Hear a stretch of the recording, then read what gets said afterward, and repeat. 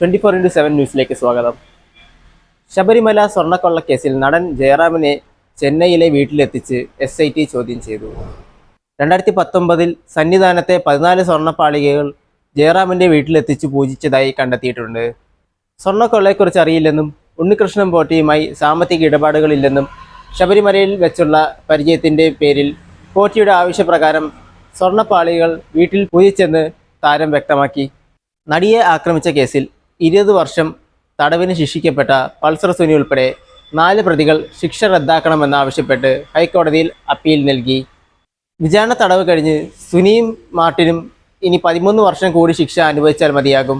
അതേസമയം 8ാം പ്രതി ദിലീപിനെ വെറുതെ വിട്ടതിനെതിരെ ഡിജിറ്റൽ തെളിവുകൾ ചൂണ്ടിക്കാട്ടി അപ്പീൽ നൽകാൻ സർക്കാർ തീരുമാനിച്ചു. തമിഴ്നാട് സർക്കാരിൻ്റെ 2016 മുതൽ 2022 വരെയുള്ള ചലച്ചിത്ര പുരസ്കാരങ്ങൾ പ്രഖ്യാപിച്ചപ്പോൾ കേരളത്തിന് ഇത് ചരിത്ര നേട്ടമായി. മികച്ച നടിമാരുടെ പട്ടികയിൽ മഞ്ജു വാര്യർ, നയൻതാര, കീർത്തി സുരേഷ്, അപർണ ബാലമുരളി, ലിജോ മോൾ എന്നീ 5 മലയാളികളാണ് ഇടം പിടിച്ചത്. നടിമാർക്ക് പുറമെ ഉർവശി മികച്ച ഹാസ്യ നടിയായും വൈക്കം വിജയലക്ഷ്മിയും വർഷ രഞ്ജിത്തും മികച്ച ഗായികമാരായും തിരഞ്ഞെടുക്കപ്പെട്ടു.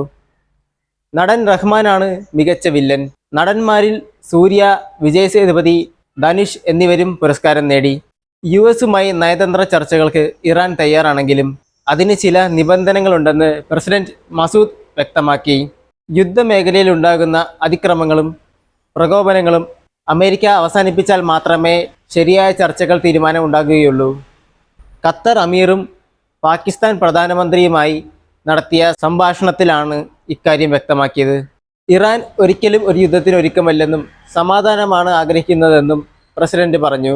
എന്നാൽ രാജ്യത്തിൻ്റെ നേരെയുള്ള ഏതൊരു നീക്കത്തെയും ശക്തമായി നേരിടുമെന്ന് അദ്ദേഹം മുന്നറിയിപ്പ് നൽകി.